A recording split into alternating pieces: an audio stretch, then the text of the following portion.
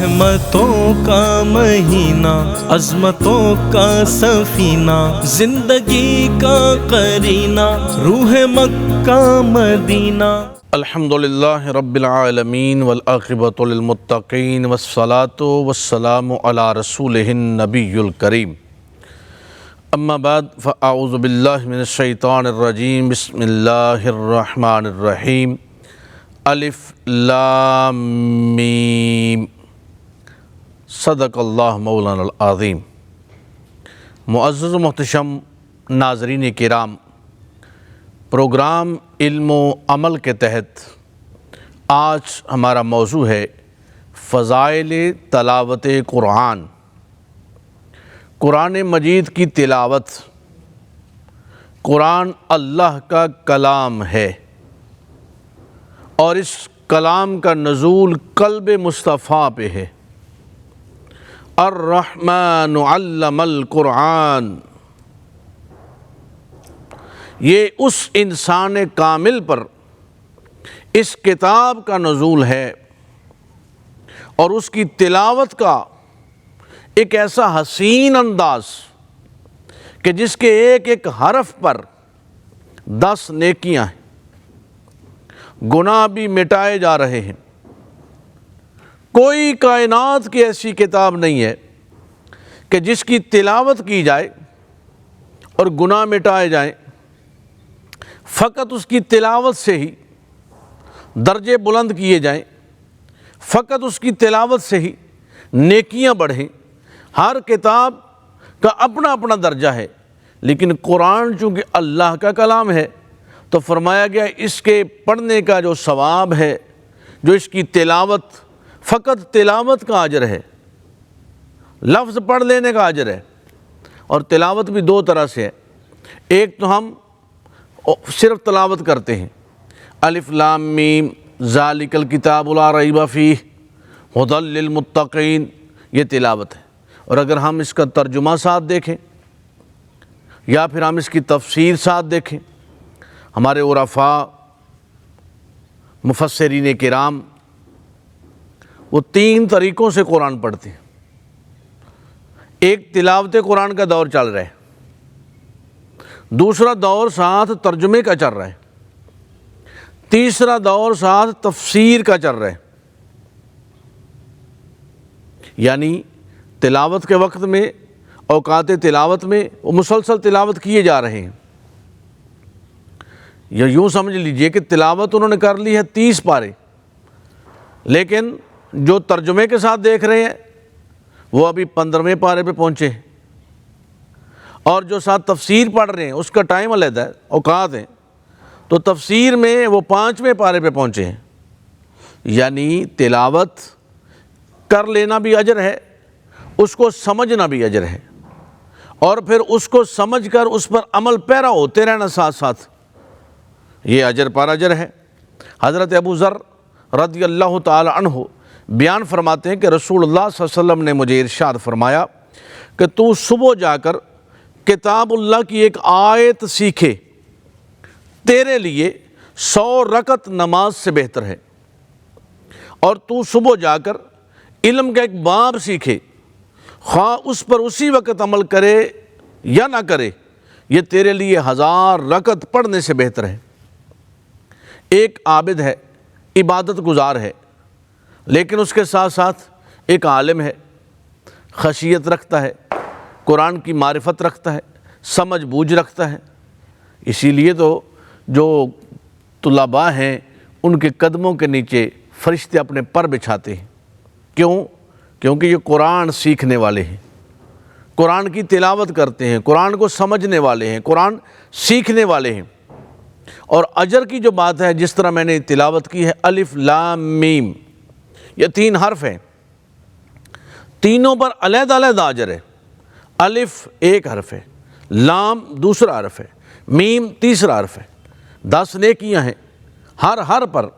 تو اس طریقے سے یہ 30 نیکیاں صرف اتنا پڑھنے پر۔ لیکن ناظرین کرام، نیکیاں اپنی جگہ، درجہ اپنی جگہ، یہ تو دیکھیں کلام کس کا ہے اور کس قلب انور پہ نازل ہوا ہے۔ اور یہی وجہ ہے، دنیا کی کوئی کتاب آپ پڑھیں، دوسری دفعہ جب ہم پڑھتے ہیں تو اکتا جاتے ہیں، یا اگر سمجھ کے لیے پڑھنا پڑے تو تب ہم پڑھتے ہیں، یا جو طلباء ہیں، اسٹوڈنٹس ہیں، وہ اپنے امتحانات کے لیے بار بار پڑھ کر تیاری کرتے ہیں۔ لیکن قرآن ایک ایسا آفاقی پیغام ہے، قرآن مجید کی تلاوت ایک ایسی چیز ہے کہ جس کو بار بار کریں، ہر روز کریں، اور جتنا جوں کرتے جائیں تو لطف، کیف، چاشنی بڑھتی جاتی ہے اور دل کی رغبت بڑھتی جاتی ہے۔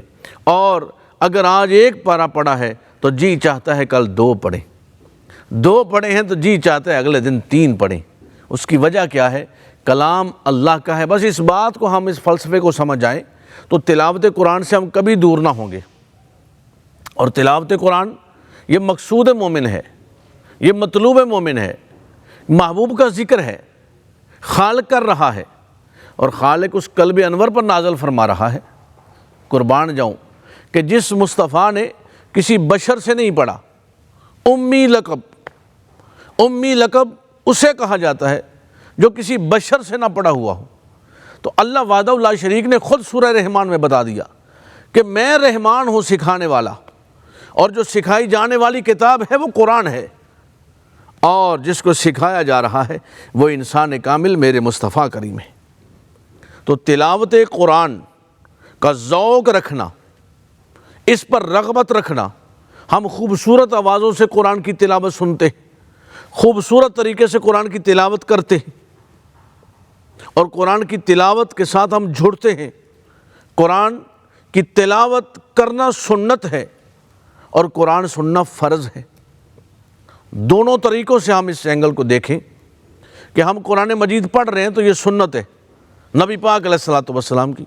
سنت کے ساتھ ساتھ درجات میں اضافہ ہے، گناہوں میں کمی ہے، نیکیوں میں اضافہ ہے۔ لیکن اس کے ساتھ ساتھ اللہ کا کلام ہے تو ہم اس کی تلاوت کر رہے ہیں۔ وہ ایک بزرگ تھے، کسی جنگل میں رہتے تھے، تو کوئی شخص نے آ کر کہا کہ حضرت آپ کسی شہر میں رہتے، بستی میں رہتے، آبادی میں رہتے، ویرانے میں ہے، جنگل میں ہے، نہ کسی سے کلام، نہ کسی سے سلام، نہ کسی کا آنا، نہ کسی کا جانا۔ آپ فرماتے ہیں میں کلام کرتا بھی ہوں، کلام سنتا بھی ہوں۔ اس نے کہا عجیب بات ہے، یہاں کلام کرنے والا کوئی نظر نہیں آتا، تو آپ کس کے ساتھ کلام کرتے ہیں؟ اور کلام سنانے والا بھی کوئی نظر نہیں آتا، آپ کس کا کلام سنتے ہیں؟ آپ نے فرمایا جب میرا جی چاہتا ہے میں کلام کروں تو میں کھڑا ہو کر نماز میں شروع کر دیتا ہوں اور اپنے رب سے کلام کرتا ہوں، الحمدللہ رب العالمین الرحمن الرحیم مالک یوم الدین سبحان ربی العظیم سبحان ربی العالی۔ میں اپنے رب سے کلام کرتا ہوں، التحیات للہ والصلوات۔ تو جب میرا جی چاہتا ہے نا میں کلام سنوں تو میں قرآن مجید کی تلاوت شروع کر دیتا ہوں، پھر میں رب کا کلام سن رہا ہوتا ہوں۔ تو قرآن مجید کی تلاوت، فقط تلاوت کرنا، یہ اجر والی بات ہے، اور گھروں کے اندر برکات ہیں۔ آج عرف عام میں خال الا ماشاء اللہ، ادروائز صبح سے لے کر شام تک سینکڑوں لوگ ہمارے پاس درگاہ شریف پہ آتے ہیں، اور بے برکتی، بے رغبتی، اولاد کی نافرمانی، گھروں میں بے سکونی، دلوں کا بے چین ہونا، ذہنوں کا انتشار و افتراق، ڈپریشن، طرح طرح کے مسائل، اور اس پر ہزاروں روپے کی ادویات منتھلی وہ یوز کرتے ہیں، لیکن اس کے باوجود کسی امر کا کوئی ان کو فائدہ نہیں مل رہا۔ لیکن ہوا کیا ہے کہ قرآن سے دوری۔ ایک اور بات ہے، بسا اوقات لوگ کہتے ہیں بیمار ہیں جی ہم، تو قرآن کی تلاوت سنتے ہیں، گھروں میں لگا لیتے ہیں۔ یہ بات بڑی توجہ طلب ہے۔ ہمارے ہاں مارکیٹوں میں چلے جائیں، دکانوں پہ چلے جائیں، گھروں میں چلے جائیں، تو وہ اس کو یوٹیوب کے ذریعے سے یا کسی بھی لنک کے ذریعے سے تلاوت جو ہے وہ الیکٹرانک طور پر چلا دی جاتی ہے، اور خود کہتے ہیں جی، تو خود کیا ہوتا ہے اپنے کاروبار میں لگے، گفتگو کر رہے ہیں، لوگوں کے ساتھ باتیں کر رہے ہیں، لوگ آپس میں میل جول اور گفتگو کر رہے ہیں۔ حالانکہ قرآن پڑھنا سنت ہے لیکن سننا فرض ہے۔ اب جو کان سن رہا ہے نا اس پر وہ فرض ہے، جو کان سن رہا ہے اس پر وہ فرض ہے۔ تو ہوتا کیا ہے کہ لوگ اپنے اپنے کاموں میں لگے ہوئے ہیں، گھروں میں خواتین اپنی باتوں میں لگی ہیں، تو قرآن کی تلاوت بھی جاری ہے۔ خود قرآن کی تلاوت کریں، اپنی زبان سے تلاوت کرنا، اور خود نہیں کر سکتے تو کسی کو پاس بٹھا کر قرآن مجید اس سے سننا، یہ دونوں افضل ترین عمل ہیں۔ اور قرآن کی تلاوت جو ہے اس کو ترتیب کے ساتھ، خوبصورتی کے ساتھ کرنا۔ امیر المومنین حضرت سیدنا عمر فاروق رضی اللہ تعالیٰ عنہ کا عہد مبارک، ایک خاتون گزر رہی تھی کہ راستے میں ایک نوجوان لڑکے نے کہا، اپنی طرف بلایا، اس کو گناہ پر رغبت دلائی۔ اس خاتون نے کہا کہ 40 دن کے لیے عمر فاروق کے پیچھے نماز پڑھو، اس کے بعد 40ویں دن میں اسی چوک میں کھڑی ہوں گی اور جیسے تم کہو گے ویسے ہوگا۔ اب وہ 5 وقتہ نماز میں فاروق اعظم کے پاس آتا ہے، مصلی پہ فاروق اعظم ہے، 2-3 چیزیں ہیں۔ پہلے کیا کہتے ہیں؟ پیچھے اس امام کے، جو امام فاروق اعظم کو بنا لے پھر اس کی کیسے رد ہو سکتی ہے؟ اور دوسرا کیا؟ وہ قرآن سنتا ہے فاروق اعظم کی زبان سے۔ کیوں ہم اچھے قراء سے قرآن سنتے ہیں؟ کیونکہ قرآن رقت طاری کرتا ہے۔ حفاظ علماء کی زبانوں سے کیوں قرآن سنا جاتا ہے؟ قرآن دلوں کا سکون اور اطمینان کا سبب بنتا ہے اور بندے کو تقرب اللہ کی طرف لے کے جاتا ہے۔ جس کا کلام ہے اس مالک کی طرف بندے کا کھچاؤ بنتا ہے، توجہ بنتی ہے، رغبت بنتی ہے۔ 40 دن قرآن سنا فاروق اعظم سے۔ بعض لوگ کہتے ہیں نا ہم پڑھ نہیں سکتے، تو سننے والوں میں آ جاؤ۔ جو پڑھ نہیں سکتا وہ سننے والوں میں شامل ہو تو خود بخود اس کی رغبت بڑھے گی۔ 40 دن قرآن جب سنا تو 40ویں دن وہی خاتون حسب وعدہ، اسے تو معلوم تھا کہ فاروق اعظم کی بارگاہ میں بھیجا ہے، ایمان والی تھی، حسب وعدہ کھڑی ہے۔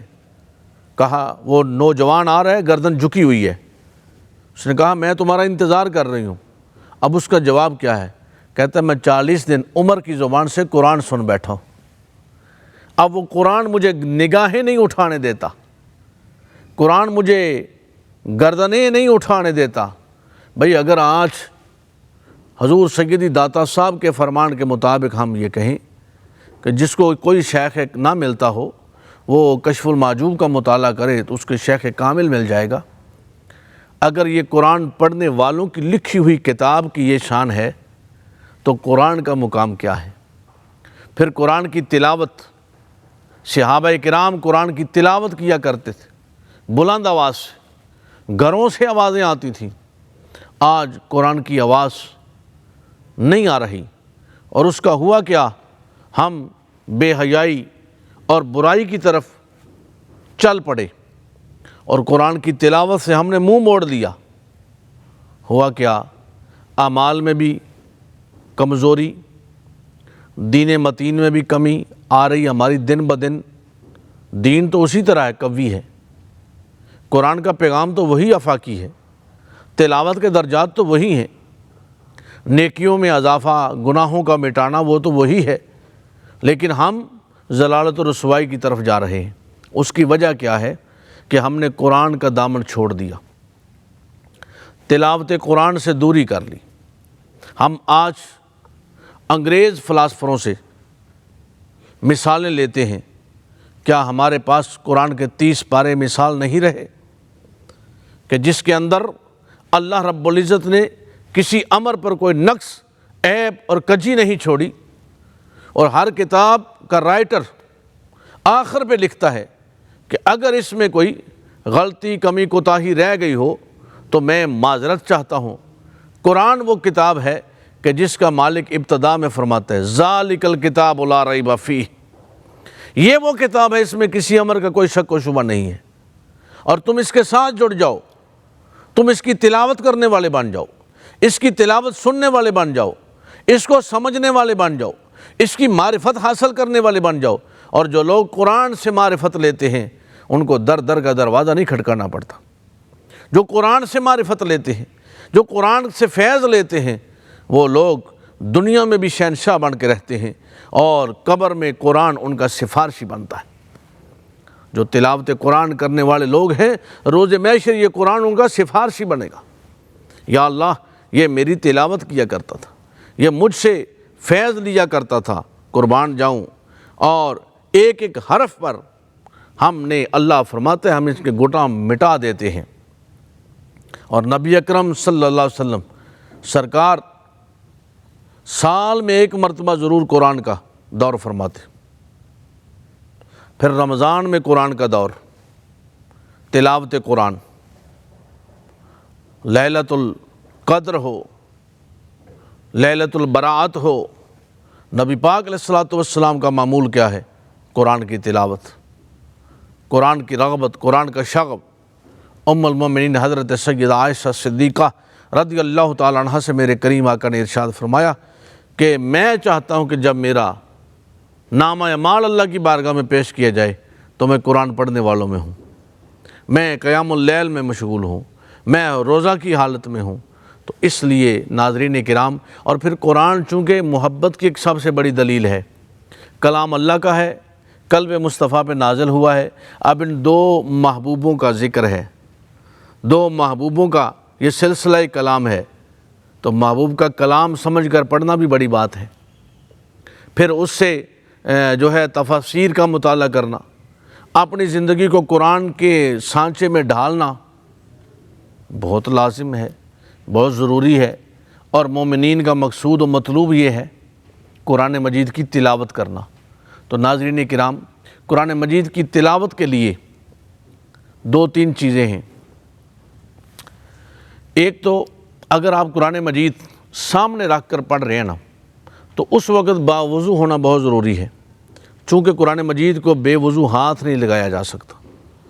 قرآن کا ادب نہ کرنے پر قرآن کی معرفت نہیں ملتی، اور اگر قرآن کا ادب نہ کیا جائے تو دن بدن آپ کا دل قرآن سے دور ہٹ جائے گا۔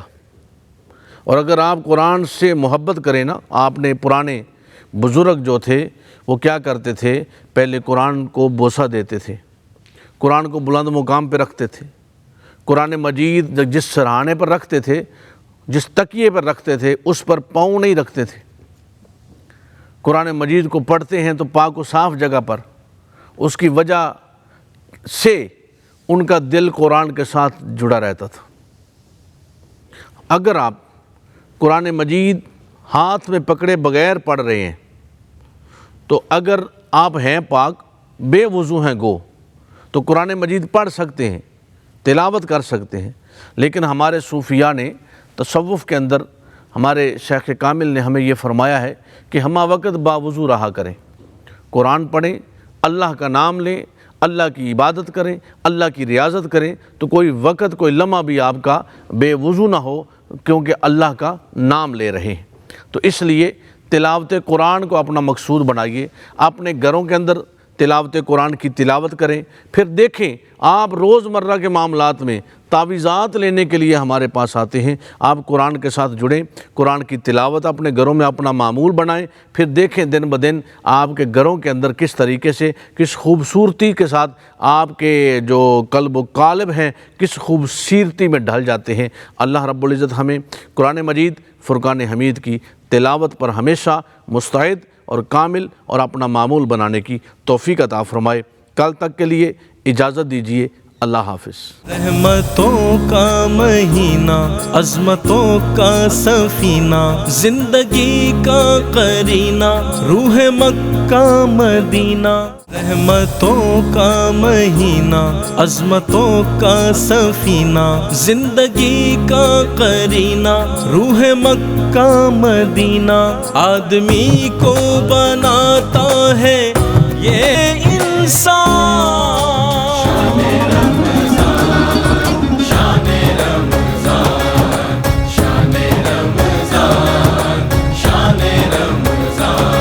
ہے مومنوں کے دل کا اجالا شان رمضان، ہے مومنوں کے دل کا اجالا شان شان رمضان